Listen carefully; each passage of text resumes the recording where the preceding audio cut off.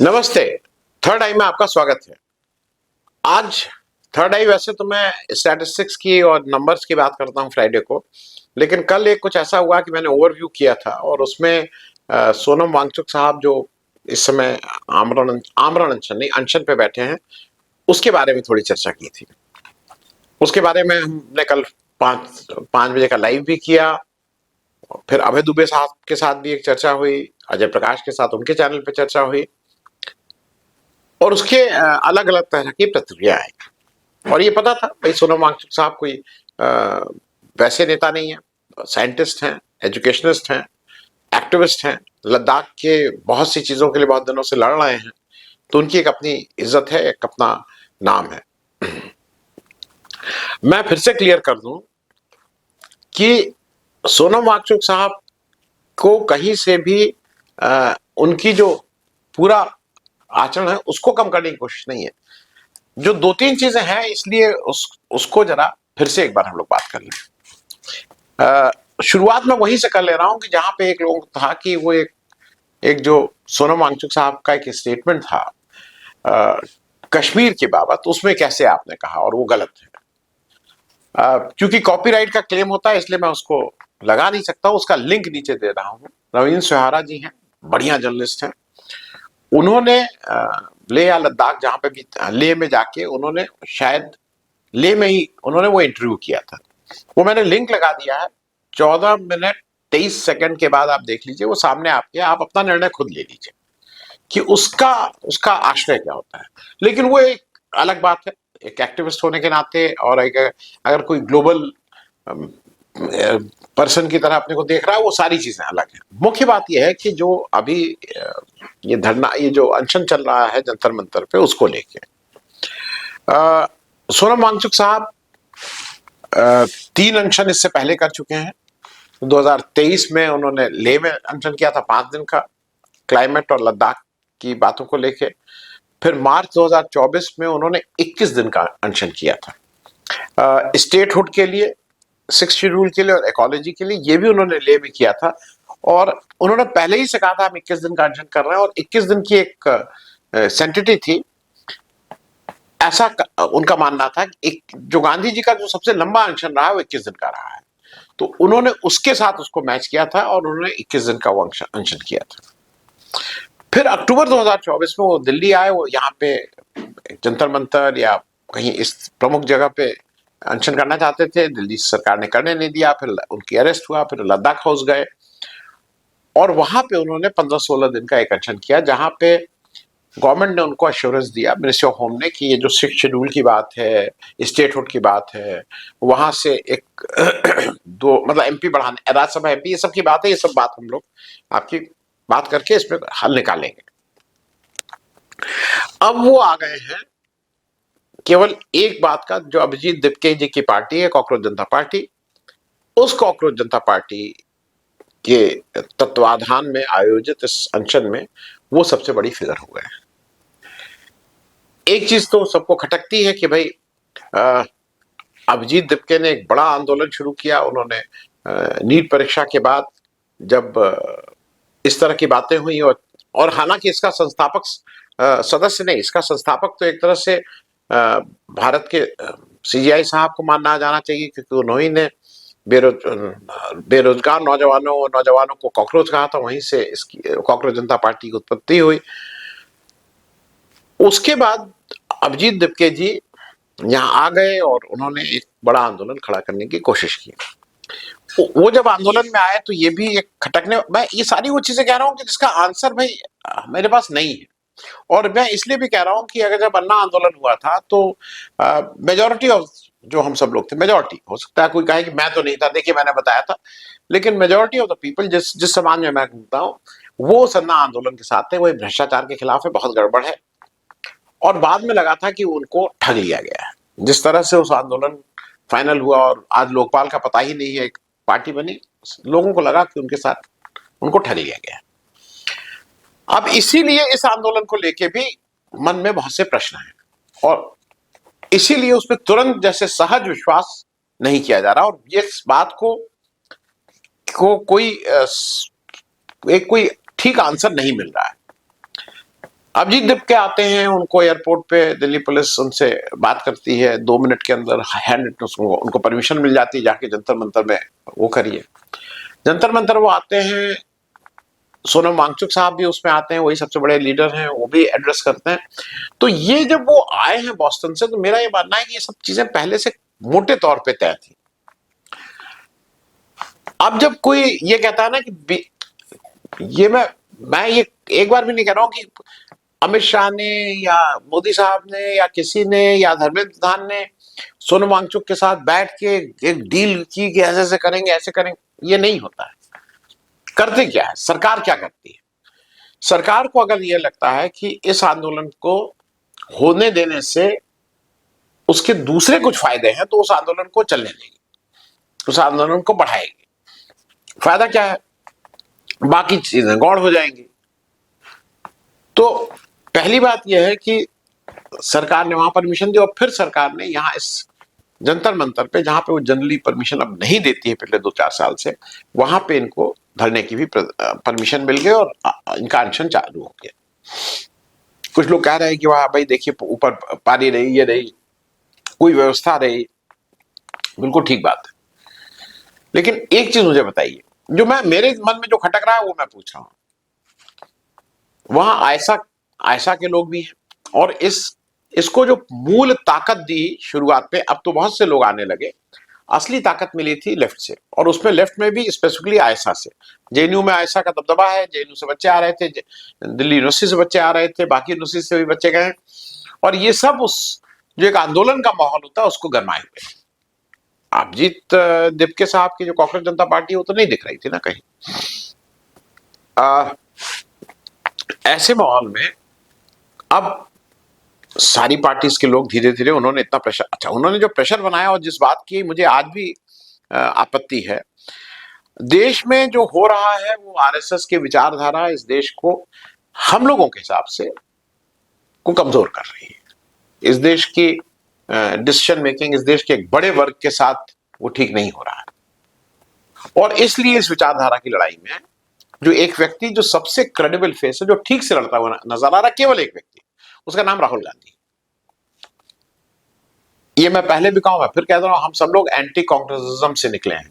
मैंने जो अपनी इनिशियल जीवन का जो जो मतलब जब नौजवान था, जब युवक था, जब ये सारा कुछ मैंने कांग्रेस को के विरोध में जिया है। लेकिन आज जब देश की बात आ रही है, तो एक लीडर जिसका नाम राहुल गांधी है, उसका कमिटमेंट, उनकी ईमानदारी, उनकी समझ, उनके, हो सकता है रास्ते में हम किसी को कोई ऑब्जेक्शन हो, लेकिन कोई ये कह दे Rahul Gandhi is the only hope कि जो इस देश को, शायद अगर उनको नेतृत्व मिला तो उनको रास्ता दिख जाएगा। राहुल गांधी को अगर आप ये प्रेशर, क्योंकि इसमें ये प्रेशर बनाया गया कि राहुल गांधी, ये पिछले 2-3 दिन से शुरू हुआ, और शुरू किसने किया? शुरू उन सारे पत्रकारों ने किया जो एक पर्टिकुलर विचारधारा से प्रभावित है। कल आज से वो अजीत अंजुम साहब गए हैं, वो पहले इस तरह के एक क्रेडिबल पत्रकार हैं जिनकी बात जो है उनका जबरदस्त ग्राउंड रिपोर्टिंग करते हैं, चाहे वो किसान आंदोलन हो, चाहे बिहार का एसआईआर हो, वो ग्राउंड पे जाके बात करते हैं, इसमें कहीं कोई दो राय नहीं। और उन्होंने कहा है कि वो 4 दिन वहीं रहेंगे। लेकिन उससे पहले कोई क्रेडिबल चेहरा नहीं था, बड़े चेहरे थे, चर्चित चेहरे थे, लेकिन वो सरकार के साथ खड़े हुए कहीं ना कहीं नजर आए थे। उनके ऊपर ये आरोप है कि वो सरकार के साथ हैं। उसमें बार बार इंटरव्यू में जब ये कहना कि राहुल गांधी अगर हैं तो उनका छोटापन और इस तरह की बात कहना, वो इंटरव्यूज हैं, आप खुद देख लीजिएगा, जो उन्होंने इंडियन एक्सप्रेस के सौरभ द्विवेदी साहब को दिया है, आप खुद देख लीजिए उसमें उन्होंने क्या कहा है राहुल गांधी के बारे में। और मुझे एक और चीज लगती है कि ये जो दिपके साहब हैं, ये आज सुबह अजीत अंजुम को इंटरव्यू दे रहे थे। अजीत अंजुम, मेरे पास वो फेहरिस्त नहीं थी, अजीत अंजुम ने एक लंबी फेहरिस्त निकाली जो इन्होंने राहुल गांधी को किस तरह से डिमीन किया है, उनको क्रिटिसाइज किया है, और खराब शब्दों में किया है। तो उन्होंने कहा क्या आपने अपना स्टैंड चेंज, तो ये एक बार भी नहीं बोले कि नहीं मैंने स्टैंड चेंज किया। वो कहने नहीं ये बड़ा है, उसमें क्या है, वो नहीं, साधन और साध्य दोनों की बात होती है। अगर राहुल गांधी आपके हिसाब से इतने खराब, इतने वो हैं, तो आप क्यों बुला रहे हैं राहुल गांधी को? या तो आप कहिए कि भैया वो चेंज हो गए, आप बोलिए ना इस बात को। लेकिन अगर आप ये भी नहीं बोल रहे हैं कि अपने पुराने स्टैंड पे कायम है, तो ऐसे आदमी को क्यों बुला रहे हैं अपने आंदोलन में? अब आती है बात कि वहां पे कौन कौन गया। वहां पे सबसे पहले उद्धव ठाकरे, वहां पे जो नेता के रूप में अगर कोई नोन चेहरा गया सबसे पहले, तो वो महुआ मैत्रा थी। महुआ मैत्रा ने भी कल ट्वीट करके सोनम वांगचुक साहब और इन लोगों से कहा है कि भाई अपनी भाषा पे आप राहुल गांधी को अगर अटैक करेंगे, जबकि अटैक आपको सरकार पे करना चाहिए, वो अटैक आप इन पे करेंगे, तो ये ठीक रास्ता नहीं आप पकड़ रहे हैं। उद्धव ठाकरे जी का मुंबई से उन्होंने एक बड़ी सभा की और उन्होंने कहा कि वो आएंगे एक पार्टी के रूप में। पार्टी के रूप में दूसरे आम आदमी पार्टी, आम आदमी पार्टी का इंडिया गठबंधन का हिस्सा है आज की तारीख में, या वो कुछ और अपना करना चाहते हैं? अरविंद केजरीवाल साहब आ गए। अब ऐसे में कांग्रेस के ऊपर दबाव इतना बना कि केसी वेणुगोपाल को एक स्टेटमेंट जारी करना पड़ा, और आज पवन खेड़ा भी यहां आए। लेकिन कांग्रेस का बिल्कुल स्टैंड क्लियर है कि हम एक देश के अच्छे प्रतिष्ठित वैज्ञानिक और एजुकेशनिस्ट से आग्रह करते हैं कि वो अपना अनशन वापस ले लें। उनका बार बार ये कहना है कि ये सरकार नहीं सुनने वाली है। मेरा एक दो इसमें समझ और है।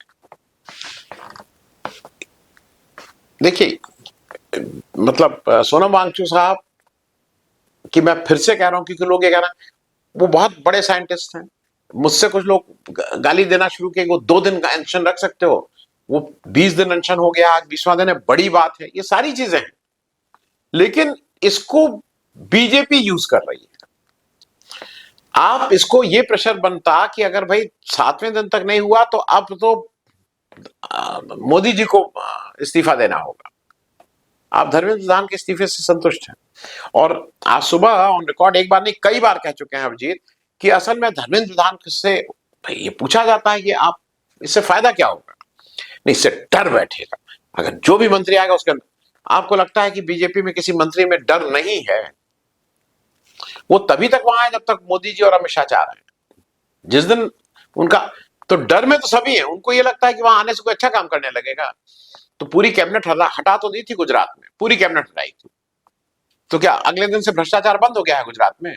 वहां पैसा नहीं लिया जा रहा है, वहां घूस नहीं लिया। ये सब इतने सीधे अभिजीत जी भी नहीं है, उनको भी ये सब समझ में आता है।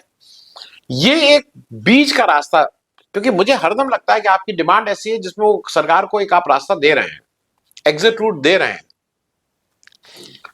ज्यादा बेहतर आप दोनों लोगों के लिए रहता है कि आप कहते हैं मोदी जी इस्तीफा दो, कॉम्प्रोमाइज धर्मेंद्र प्रधान के इस्तीफे पे कर लेते हैं आप। लेकिन आपने जब धर्मेंद्र प्रधान का ही इस्तीफा मांग लिया तो इससे होने वाला क्या है? How it is going to matter? दूसरी बात मुझे एक चीज और जरा समझ में नहीं आती है कि सोनम वांगचुक साहब की हम सब लोग इज्जत करते थे, उन सबको मानते हैं, मानते थे, इज्जत करते नहीं करते हैं, थे भाई नहीं ठीक शब्द है, लेकिन किस लिए जानते हैं? क्योंकि लद्दाख के उन ट्राइबल्स उनकी वो लड़ाई लड़ते हैं। इनके पिताजी का 1984 में उन्होंने एक लंबा अनशन करके वहां के लद्दाख के लोगों के लिए उनके बहुत से हक और हुकूक की लड़ाई की, और उनका अनशन याद रखिएगा, उनका अनशन तुड़वाने इंदिरा गांधी गई थी। उनका अनशन तुड़वाने इनके पिताजी का इंदिरा गांधी गई थी, बड़े एक्टिविस्ट थे। ये सरकार नहीं किसी के लिए जाने वाली। ये सरकार आप कुछ कर लीजिए नहीं जाएगी। 700 से ज्यादा किसान शहीद हुए थे। प्रोफेसर जीडी अग्रवाल की कहानी कई बार कह चुके हैं, फिर से नहीं कह रहे हैं। अब यहां पे मैं जरा एक चीज समझना चाह रहा हूं, सोनम वांगचुक जी का जो जीवन का लक्ष्य है वो लद्दाख के लोगों के हक और हुकूक की लड़ाई है। लद्दाख की स्टेटहुड है, लद्दाख की बहुत सी चीजें हैं, शेड्यूल है, ये सारी चीजें। यहां पे वो दिल्ली में कौन सा, इसलिए जो अब उनकी जान पे बना रही है, 9 किलो वजन कम हो चुका है, उनकी जान जा सकती है। ये लद्दाख का इश्यू लड़ रहे हैं कि धर्मेंद्र प्रधान का इस्तीफा लड़ रहे हैं? ये भी जरा समझने वाली बात है। ये सरकार उनको लद्दाख का इश्यू नहीं लड़ने देती है, उसके लिए यूएपी लगाती है और उसके लिए जेल भेजती है। धर्मेंद्र प्रधान के इस्तीफे वाली बात के लिए कहती है हाँ आके अपना भूख हड़ताल करिए। ये थोड़ा समझना पड़ेगा। एक आदमी जिसका एक एक जीवन का लक्ष्य है कि लद्दाख के लोगों को मिले हक। उसके लिए जीवन भर लड़ते आ रहे हैं, उनके पिताजी लड़े, वो लड़े, कुछ हक दिलवाया, कुछ नहीं दिलवाया, जैसे सरकार वो आज उसको छोड़ के धर्मेंद्र प्रधान के इस्तीफे के लिए लड़ रहे हैं। मतलब मुझे ये बात थोड़ी पचती नहीं है, इसलिए मैं इस बात को कह रहा हूं। क्या भाजपा सरकार अगर वो लद्दाख की बात कर रहे होते तो उनको यहां बैठने देती? क्या 2 साल हो गए और इनको कहा गया था कि ये सब हम कर देंगे, कुछ हुआ उसमें? मतलब ये मैं फिर से मानता हूं, इस सरकार के सामने भूख हड़ताल, आमरण अनशन नहीं है। ये हथियार उस जगह है जहां पे किसी के पास संवेदना हो, जो मानवीय संवेदना हो, जो आदमी को आदमी समझे, जो आदमी को कीड़े मकोड़े जो सरकार समझे, जो बीजेपी समझे, जो आरएसएस समझे, उसके सामने अनशन नहीं ऑप्शन है। धरना प्रदर्शन कीजिए, अनशन मत कीजिए, नहीं आएंगे ये सब, लोग जिए चाहे मरे। तो अंत में मैं सिर्फ इसलिए इस बात को ये कर रहा था कि Sonam Wangchuk person, very high respect, but Sonam Wangchuk आज अभिजीत दिवके के जो भी उनका मन में हो, उनका जो भी हो कि धर्मेंद्र प्रधान अगर हो जाएंगे तो अभिजीत दिवके भाई इस देश के बड़े नेता हो जाएंगे। वो लाख कहें कि मैं कुछ नहीं, ये सारे लोग कहते हैं, आम आदमी पार्टी सबने कहा था कि नहीं, हम तो कुछ नहीं, हम तो राजनीतिक पार्टी नहीं। अभिजीत दिवके अब कहां से इलेक्शन लड़ेंगे, क्या नहीं लड़ेंगे, वो देखने वाली बात होगी। नहीं, वो सारा कुछ तब होगा जब धर्मेंद्र प्रधान इस्तीफा दें। कॉकरोच जनता पार्टी एक पार्टी है ही उनके पास। तो मेरे हिसाब से सोनम वांगचुक साहब को इस ऐसी असंवेदनशील सरकार के सामने अनशन नहीं, बाकी बहुत से गांधी जी ने बहुत से रास्ते दिखाए थे, किस तरह से असहयोग आंदोलन करो, बाकी धरना प्रदर्शन करो, लेकिन ये इन लोगों के लिए शायद आमरण अनशन वाला जो अस्त्र है वो नहीं है। बाकी जितनी जल्दी आप अनशन तोड़ लेंगे, वो जो देश को आपकी जरूरत है, इसमें कहीं कोई दो राय नहीं है। लद्दाख के लोगों को आपकी जरूरत है, धर्मेंद्र प्रधान जैसे लोग आते रहेंगे, जाते रहेंगे, लेकिन सोनम वांगचुक एक ही है और दोबारा इस तरह के व्यक्ति का आना मुश्किल होता है। धन्यवाद, थैंक यू।